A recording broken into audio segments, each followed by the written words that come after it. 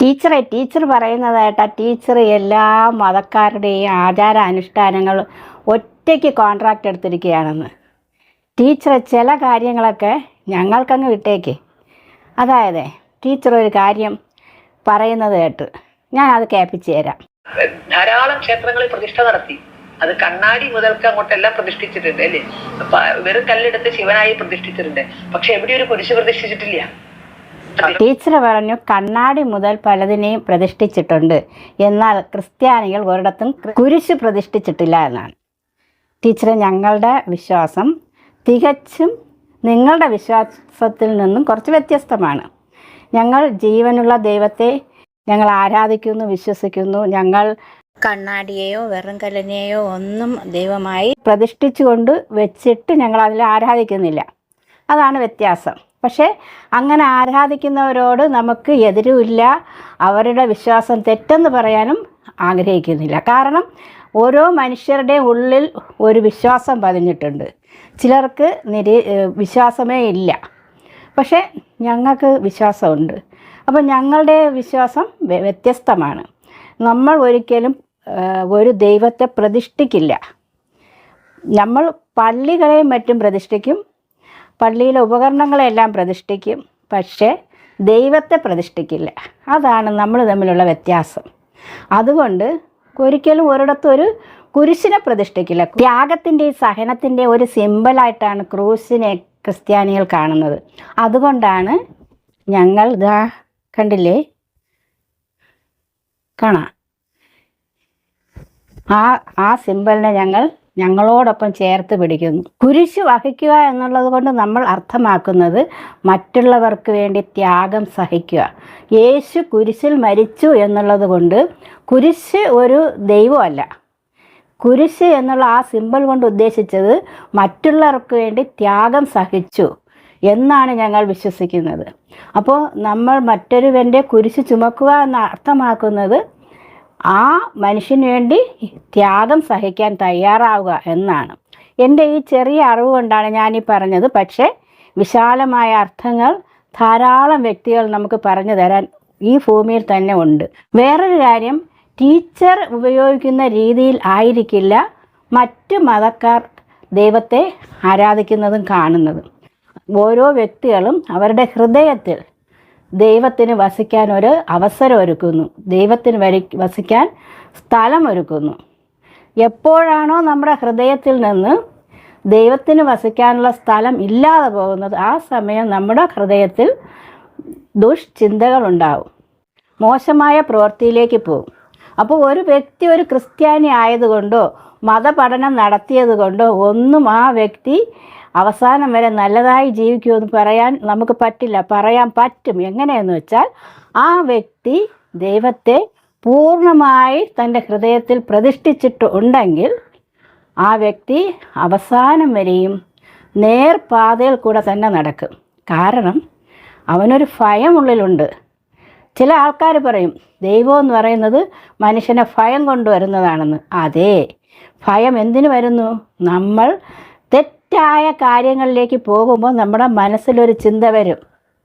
ആ ചിന്തയാണ് ദൈവം തരുന്ന ചിന്തയെന്ന് നമ്മൾ വിശ്വസിക്കുന്നത്, ഞാൻ വിശ്വസിക്കുന്നത്.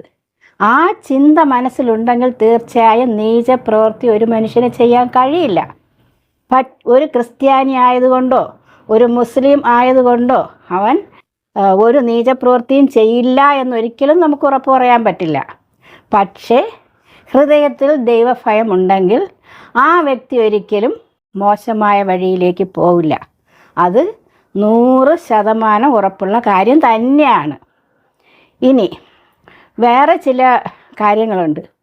പണ്ട് കാലത്ത് ടീച്ചറിന് ഇപ്പോൾ വിദ്യാഭ്യാസം വിവരവും വന്നപ്പോൾ ടീച്ചർ പറയുന്നത് 18 വയസ്സ് കഴിഞ്ഞിട്ട് നിങ്ങൾ ദൈവത്തെ അറിഞ്ഞാൽ മതി, മതപഠനം നടത്തിയാൽ മതി എന്നൊക്കെയാണ്.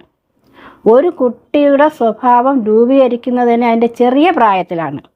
അവനെ ബാലനായാലും അവനെ നേർവഴിക്ക് നടത്തിയാൽ അവൻ വൃദ്ധനായാലും മാറിപ്പോവില്ല എന്നാണ് ബൈബിൾ നമ്മെ പഠിപ്പിക്കുന്നത്. അപ്പം നല്ല വഴിയിലേക്ക് പോകുന്നതിന് വേണ്ടി, നല്ല ചിന്തകൾ കൊടുക്കുന്നതിന് വേണ്ടിയാണ് ബൈബിൾ കുട്ടികൾക്ക് പഠിപ്പിച്ചു കൊടുക്കുന്നത്. അത് ടീച്ചർ വേണ്ടാന്ന് പറഞ്ഞു. പക്ഷേ ടീച്ചർ പിന്നിലേക്ക് പോകൂ. ഒരു സന്ധ്യാസമയത്ത് വിളക്ക് കത്തിച്ചാൽ ഓരോ ഭവനങ്ങളിലും രാമനാമം ജപിക്കുന്നത് കേൾക്കാം. ക്രിസ്ത്യൻ ഭവനങ്ങളിൽ പ്രാർത്ഥന, ഒരു പാട്ട് പാടി ബൈബിൾ വായിച്ച് പ്രാർത്ഥിക്കും. ഹിന്ദു ഭവനങ്ങൾ രാമനാമം ജപിക്കും. തൊട്ടടുത്ത് മുസ്ലിംസ് ഇല്ലാത്തതുകൊണ്ട് എനിക്ക് കൂടുതൽ അറിയില്ല. അവർ പ്രത്യേക സമയങ്ങളിൽ വാങ്ക് വിളിക്കുന്നത് കേട്ടിട്ടുണ്ട്. ഓരോരുത്തരും അവരവരുടേതായ ദൈവത്തെ സ്തുതിക്കുന്നു. അതാ ദൈവത്തെ ഹൃദയത്തിൽ പ്രതിഷ്ഠിച്ചിരിക്കുന്നതാണ് ഏറ്റവും വലുത്, അല്ലാതെ ഒരു ആലയത്തിൽ കൊണ്ട് പ്രതിഷ്ഠിക്കുന്നത് അല്ല.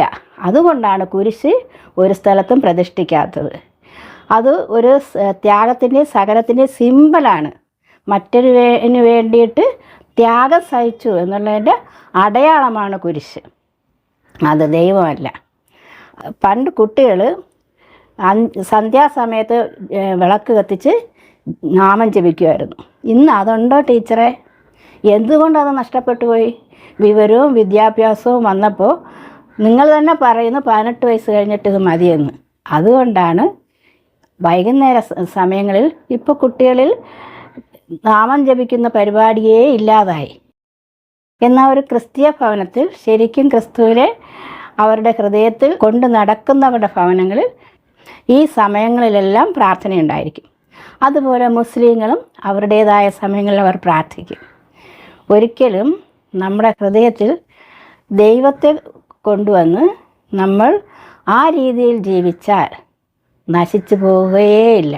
നമ്മുടെ ഹൃദയത്തിൽ ദൈവത്തെ പ്രതിഷ്ഠിക്കുന്നത് ഒരു തോൽവിയേ അല്ല. നമുക്ക് നമ്മുടെ ഹൃദയം വളരെ ശുദ്ധമായിരിക്കും. ആ സമയത്ത് ദുഷ്ചിന്തകൾക്കൊന്നും അവിടെ വസിക്കാൻ കഴിയില്ല. അതാണ് ഓരോ ദൈവവിശ്വാസത്തിൻ്റെയും അടിസ്ഥാനമെന്നാണ് ഞാൻ വിശ്വസിക്കുന്നത്. ഇന്ന് കുട്ടികളിൽ അതെല്ലാം കുറഞ്ഞുപോയി. അതുകൊണ്ട് അവരെ നിയന്ത്രിക്കാൻ ആരുമില്ല എന്നുള്ളൊരു ചിന്ത വന്നുപോയി. അക്കാരണത്താൽ കുട്ടികൾ പല വഴികളിലേക്കും തെറ്റി പോകുന്നു. അപ്പോൾ ടീച്ചറെ പോലെയുള്ളവർ പറയും മതം പഠിക്കേണ്ട, ഞങ്ങൾ മതം പഠിപ്പിക്കുന്നില്ല. അത് വളരെ വലിയ ക്രെഡിറ്റ് ആയിട്ടാണ് ടീച്ചർ വിളിച്ചു പറഞ്ഞത്. ശരിക്കും അതൊരു ക്രെഡിറ്റ് അല്ല. ടീച്ചറിന് നിങ്ങളുടെ അമ്പലങ്ങളിൽ ഈ കുട്ടികൾ മുതൽ, ചെറിയ പ്രായം മുതൽ കുട്ടികൾക്ക് നല്ല വഴി പറഞ്ഞു കൊടുക്കാം. അതും നിങ്ങളുടെ ഗ്രന്ഥത്തിലുണ്ട്. പുറത്തു നിന്നൊന്നും പറഞ്ഞു കൊടുക്കണ്ട. നിങ്ങളുടെ ഗ്രന്ഥത്തിലുള്ളത് നിങ്ങളുടെ കുട്ടികളെ പഠിപ്പിക്കുക. അവർ നല്ല കുട്ടികളായി വളർന്നു വരട്ടെ. ഇനിയും ചില കാര്യങ്ങളൂടെ ടീച്ചറിനോട് പറയാനുണ്ട്. ടീച്ചർ പറയുന്ന കാര്യങ്ങളിൽ നിന്നുള്ള ചില കാര്യങ്ങൾ തന്നെയാണ് എനിക്ക് പറയാൻ ആഗ്രഹമുള്ളത്. വീണ്ടും കാണാം.